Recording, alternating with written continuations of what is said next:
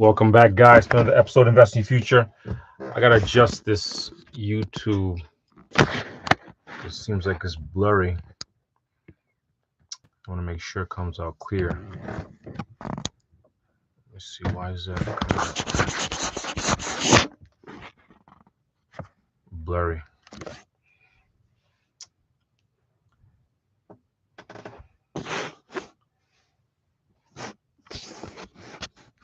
There we go. All right, guys, welcome back. Like I said, to another episode of Investing Future podcast. Listen, we today we're starting at 10 p.m. on Sunday. Most times though, it's 7 p.m. on Sundays. Every Sunday, trying to come back and give back and help you guys get your money right and be able to improve your situation in terms of finances. That way, we can make sure you get better, and that way your week starts off well. All right. So you can find us on YouTube, Coach Kenny, or Facebook, Coach Kenny, or Instagram, Twitter, Facebook. Any of those things is most likely the hashtag at Coach Kenny. But what we're doing here is trying to help to make sure that, listen, we try to give back in terms of knowledge. That's the biggest thing we try to do. And the way we do that is through seminars, webinars, books, conferences. Like we have a conference coming up next year, May 10th, May 11th. It's going to be off the hook. We have a bunch of speakers coming in to talk about all different types of things to help you become a lot smarter in terms of money and finances, but also improve your have some things for personal development. So that's a huge thing coming up. And if you can see the link, click the link to be able to purchase the tickets. We have a special going on right now for $100, but tickets are usually $250. VIPs are going to be $350.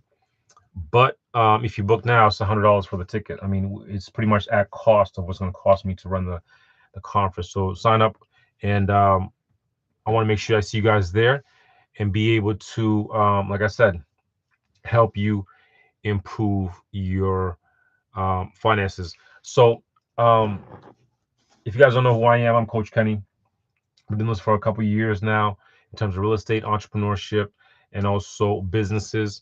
And we try to teach by doing. You can't teach something to somebody that you have not done. So I always try to come back in terms of what I've learned and give back to the people who I can help. And so today and every Sunday, like I said, I'm trying to come back with a different topic. If you have a different topic or something you want me to discuss, or something you want me to guests you want me to bring on, which I'm going to be bringing a lot of guests on. But if you want me to bring on somebody specifically, or you want me to talk about something specific, put in the comments, put in the chats, and that way we can help you with those questions. All right. So today's major question I've received from so many people is, and which is an interesting concept and interesting question, because I always had the same question too, is where do millionaires keep their money? Where do millionaires keep their money? And last week we talked about, how to increase your net worth. So now we're talking about millionaires. Millionaires, we're talking about a $10+ million net worth. So that's considered, multi-millionaire. If you have like under that, it's still considered millionaire, but it's not as level of a 10 millionaire plus net worth.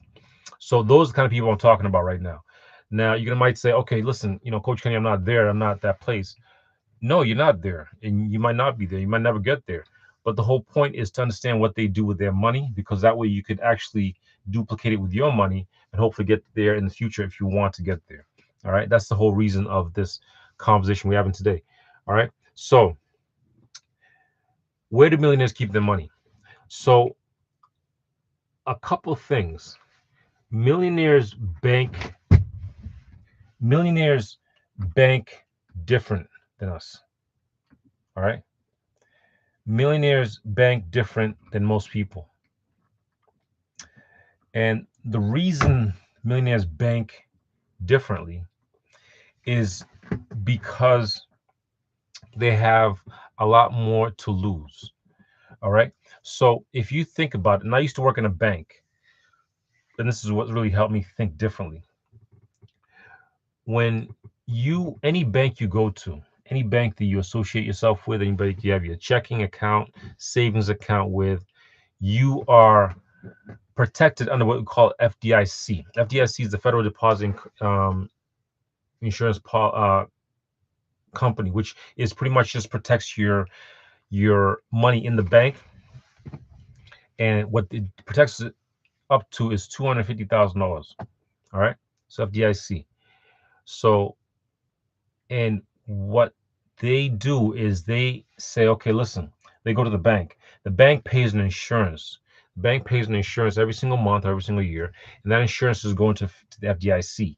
The FDIC says, okay, for every single customer that you have, we can protect them up to $250,000. Okay, so if the bank ever went in default and went under, they can pay back all the depositors up to $250,000. So if, let's say, you have more than $250,000 in that bank, and you have 5, 10, 20, whatever the amount is, if it's over 250, you would automatically lose that money. You would automatically lose that money. If you guys read when you sign up with a bank, all those documents, the 6 or 7 pages they make you sign, is pretty much talking about that specific thing where they only protect you up to $250,000. Each bank might be different. Federal credit unions are different, but you want to check with your bank to make sure you see what the level is in terms of your protection. But they only protect you to $250,000.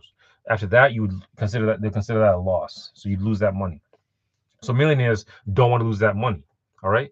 And so if you can only have $250,000 in the account, in your account specifically, you would have to take out the remainder to protect yourself and be able to put it in certain things or certain places that can get you a return, but also still protect your initial investment.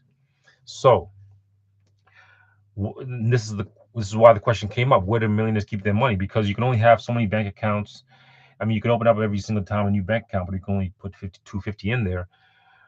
Maybe business accounts might be a little bit higher. So, but eventually you need to put it somewhere where you know continuously is going to grow, and you're going to continuously know that your investment is actually safe at a certain period of time, or at least a certain period of value.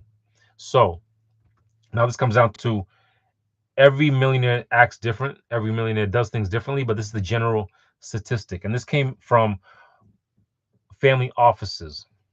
Family offices are pretty much offices of high net worth individuals who put together their money or put together large amounts of money, and they have investors and advisors who advise them on how to make sure their money stays in the family and grows continuously for decades. So when you're looking at a person who's made significant wealth, this is how they separate, and this is how they keep their money typical of the time. So 10% is kept in cash. All right, 10%. So 10% is kept cash. Whatever the amount net worth, whatever it is, 10% is kept in cash. Now, this might be high, this might be low, depending on the person, but the whole point is to make sure they have liquidity for emergencies. All right. Same way with yourself. You should have some kind of liquidity for yourself for emergencies because of the fact that you never know what's going to happen. So 10% is always kept in cash. All right. So in this case, kept usually in a money market account or a CD account that earns, 1, 2, maybe something that small of a percentage, but it's kept that way it can be used quickly and be able to be liquidated quickly. All right. So once that 10% is put in cash, the next 20% is put into commodities. Okay. Commodities. What are commodities? Commodities can be almost anything that is a usable resource. So we're talking about oil. We're talking about gold, silver. We're talking about cattle, beans, corn, coffee beans. These kind of things are considered commodities. And what they do is they pretty much almost guarantee the holding of the value of that specific thing. So you're trading your cash for, millions and millions of barrels of corn, because that corn's worth at least something to somebody in terms of farmers, in terms of people who do cattle, all these things. Same thing with oil. People want to eventually have that oil. Same thing with even wine or gold, silver. You're pretty much guaranteeing that the value of my cash is being held in this specific thing, hence commodity, and I know for a fact I'm not going to lose my money. All right. So 20% is kept in commodities. Now, the next 20% is kept in what they call private equity or hedge funds. All right. Or both. So private equity is pretty much where a bunch of investors come together and they're able to put their money together to buy something in terms of businesses, um, anything you can think of. Most of the time, they're buying some kind of business. And hedge funds are pretty much the same thing where a bunch of investors are coming together, but there's usually somebody who's running the whole show and handles the investing side.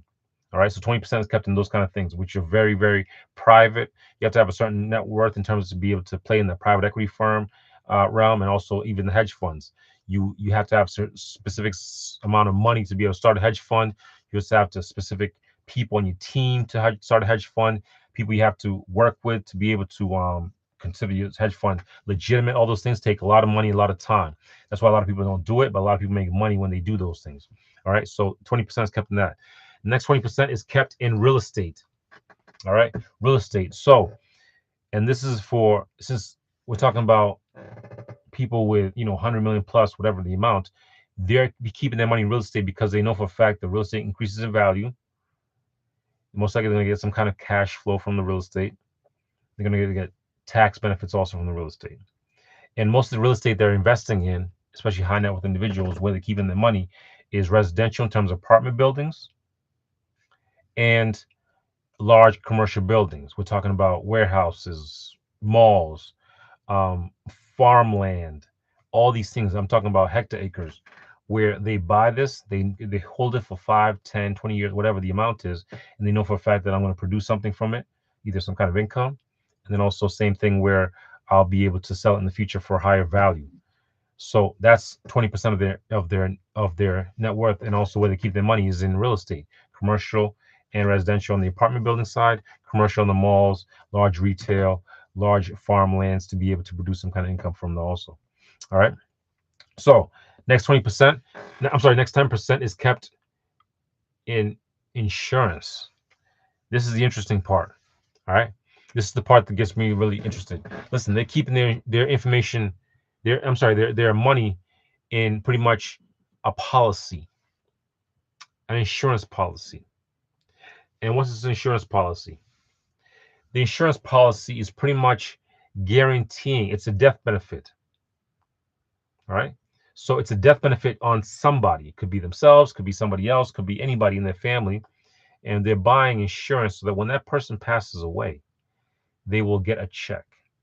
Now, the interesting part is most of the time the check is not going to them. The check is going into a trust or going to some kind of entity. And that entity is going to get that specific cash death benefit. Could be 2 million, 3 million, 5 million, whatever the amount is that they're paying in terms of insurance. Now, that's the interesting part because they do this over and over and over again. Because what they do is they build up, and that's what helps them keep that wealth, keep it growing. They know for a fact that death is inevitable. So what they do is they buy insurance to capitalize on somebody passing away. It sounds grim, but it's the truth. And this is what they do. They make sure that the policy only pays out to people at a certain range or certain age or something, certain criteria gets met.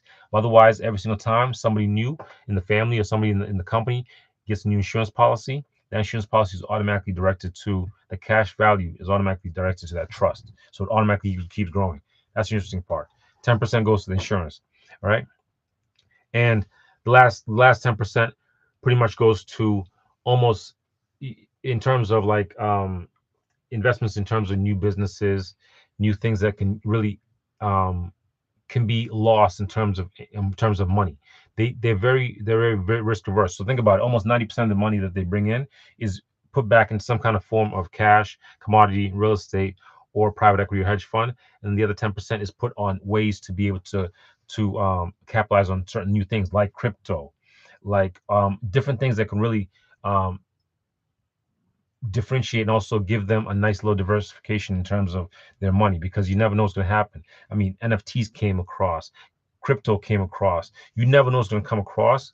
So they have that money to be able to play those games and be able to take advantage of those things also. All right. So that's how the millionaires keep their money. Listen, do you have to keep your money like this? No, you don't. You can keep 90% cash, which I would never suggest. You can keep 90% in real estate, like I do. You can do anything you want, but the whole point is to understand what these wealthy people do and maybe emulate or take a little bit of what they do and add it to your specific goals and your specific kind of portfolio. It's not a guarantee, it's not a specific formula, but I just try to look at it and understand, listen, if this is what the wealthy doing, maybe I need to research that. Maybe I need to just look into it. And maybe I need to just copy a little bit. Maybe I could take a little bit of it and be able to add to mine or adjust or minus some things or add some things. The whole point is to understand what these people do. And the reason is because if you want to get there, you have to emulate the people that you want to be like. All right. So this is what I follow, and this is what I suggest also, but mine's a little bit more different in terms of percentages, but it's almost the same kind of concept. And a lot of people, a lot of very wealthy people, a lot of them, what they do is they keep 80, 90% of the wealth in their company, or um, or in cash, or in one specific thing. And nothing wrong with that. But I would say, listen, you need to, just in case that one thing, something happens to it, you're putting yourself at such a higher risk. I suggest you take 50% of it and do something a little bit different, but something you trust and something you've researched and something you've actually maybe gotten suggestions for.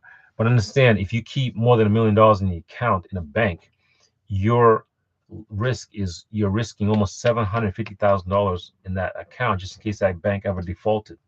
So hence, you never really want to keep more than 250 in the account because of that FDIC. You can also buy other insurance policies on yourself and your specific assets, but it's going to cost you more. You'd rather just take the money and do something else with it and put it somewhere where it's a little bit safer, like real estate. Buy cattle, buy farmland, buy something that's tangible that holds the value.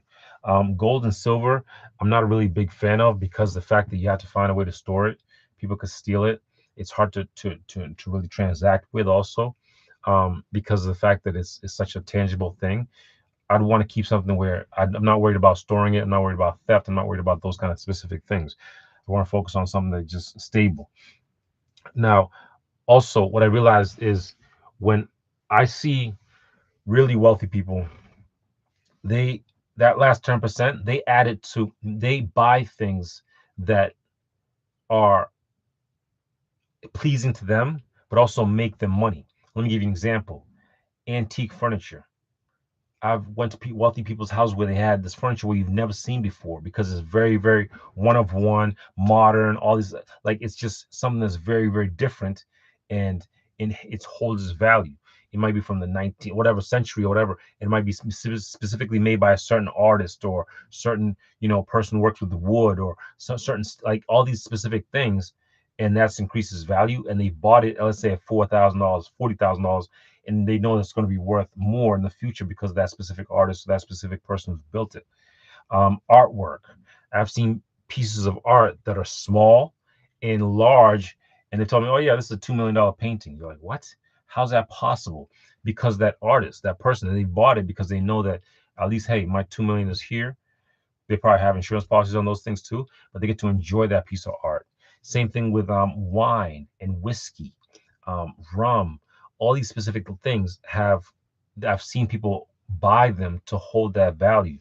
Now, when they do drink that wine, they obviously the value's gone.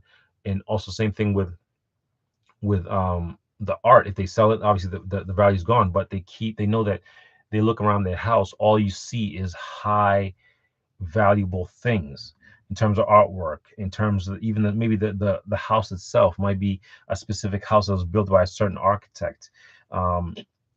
Material, in terms of materials that they have at their house, could be gold and silver, silverware, and then also obviously antiques, antique furniture, antique rugs.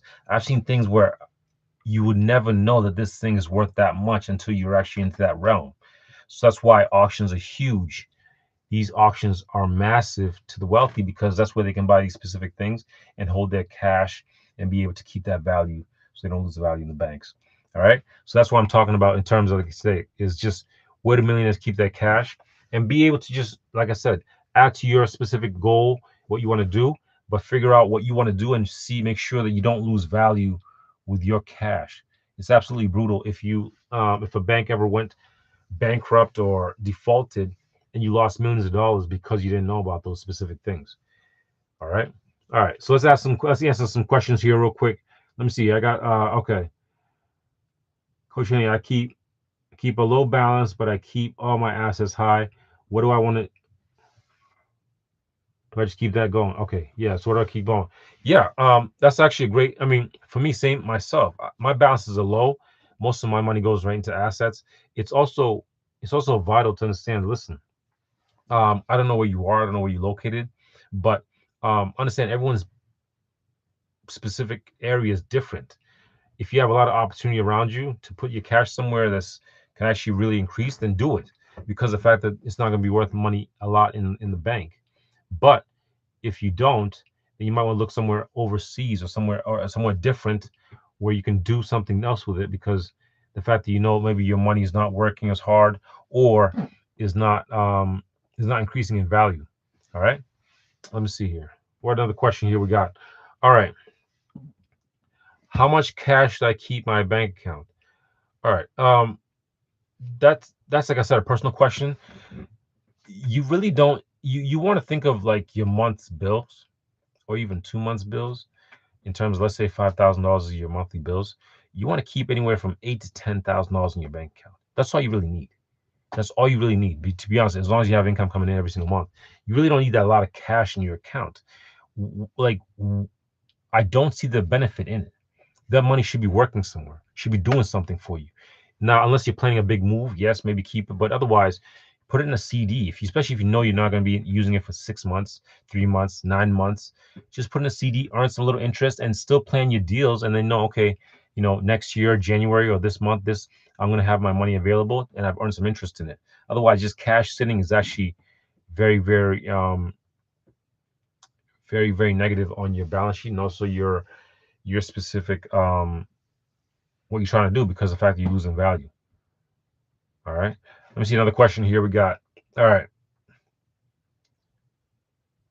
What banks would you suggest, Coach Kenny, what bank would you suggest to be able to put a lot of cash in? If you can have a lot of cash, what you can do is you can go to any major bank in your specific town or area, and and we're talking a lot of cash here. Go to like let's say Chase or Wells Fargo. They usually have what we call a private wealth group, and these private wealth groups or private managers, these managers are pretty much what their job is to handle people who have a lot of cash. So you're going to sit down and talk to one of these people and talk about your situation.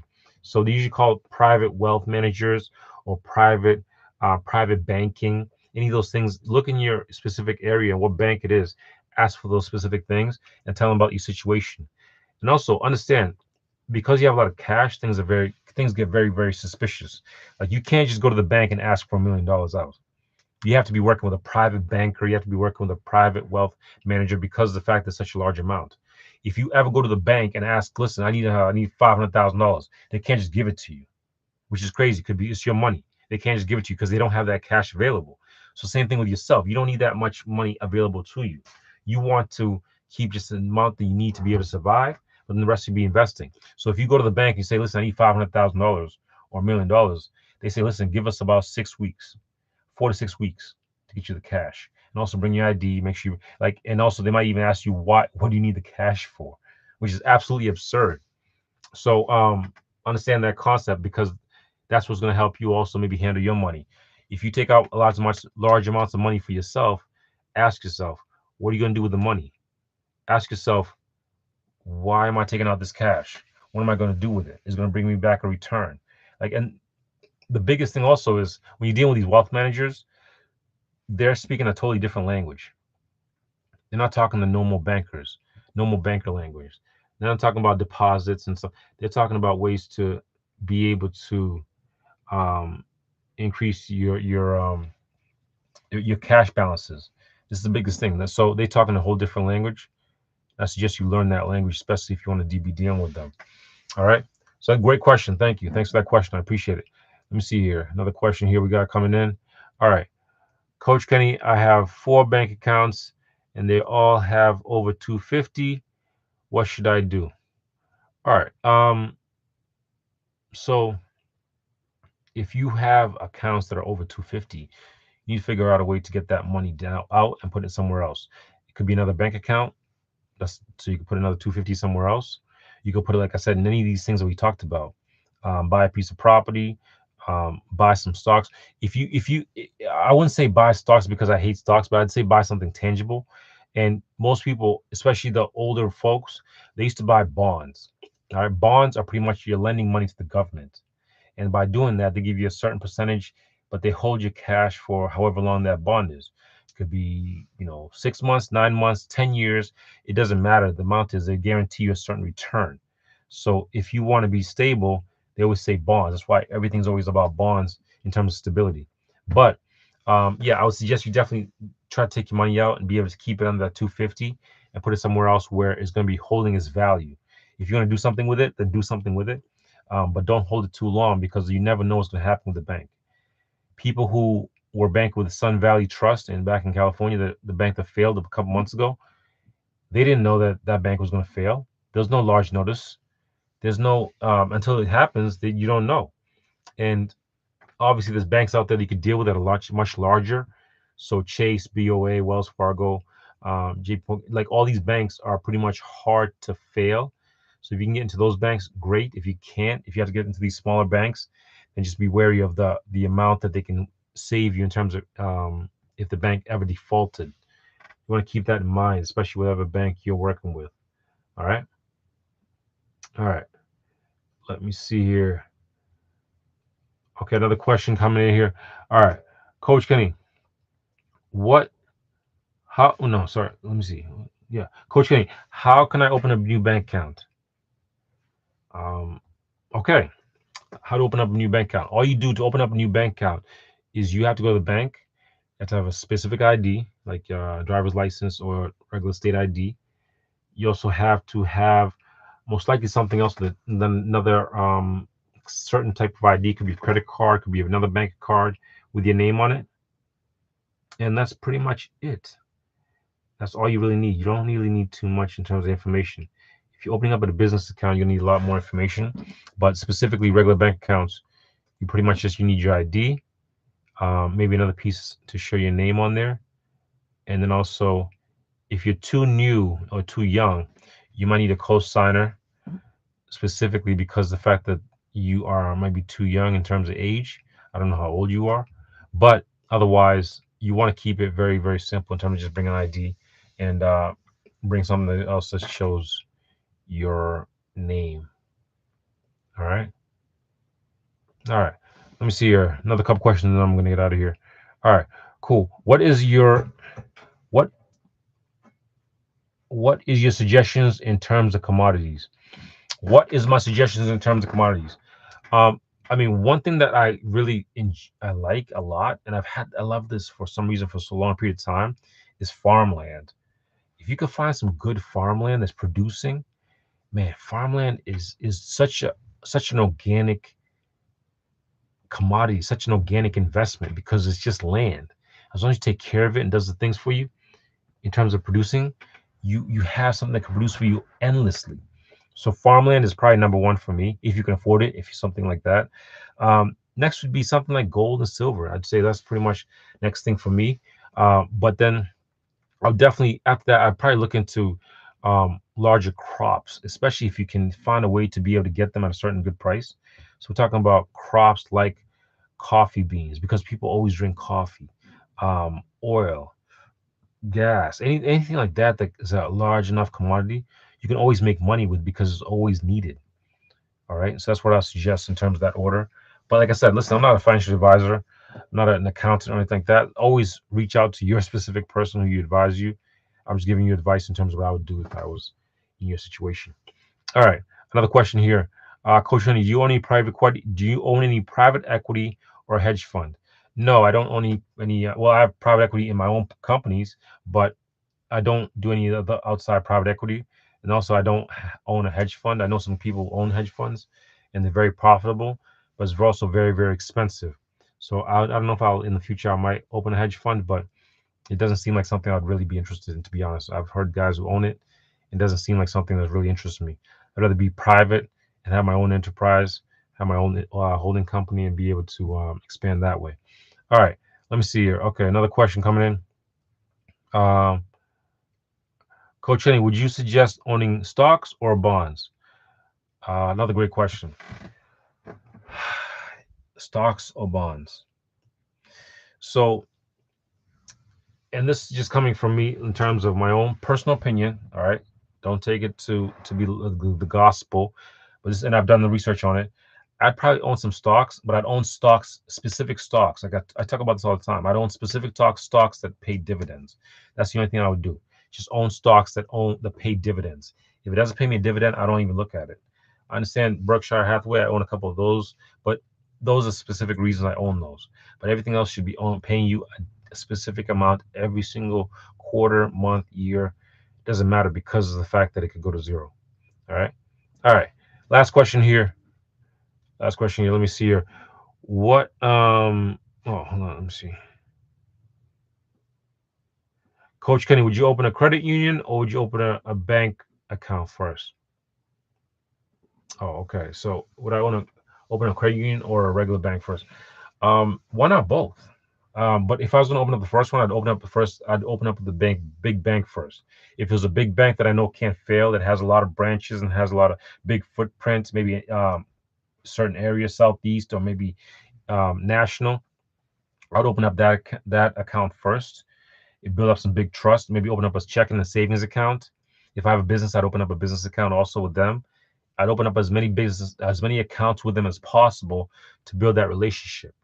All right. And then I'd move on. The next day, I'd open up the credit union account also because you want to have as many banking relationships as possible, specifically because in the future, you never know when you need that bank. You never know what's going to happen in the future. So you want to work with that bank, build up a nice relationship with them, open up accounts with them, open up CDs or money markets with them if you're going to hold cash. Work with the specific person every single time. If you get a certain amount of money, work with a private wealth manager. After that, then move on to somebody else. So, but it's all about being able to do that continuously, though. Banking is all about uh, using their products. That's it. To create a great banking relationship, it's all about using their products and using their accounts for storage of money because they can enter that money, they can lend that money out.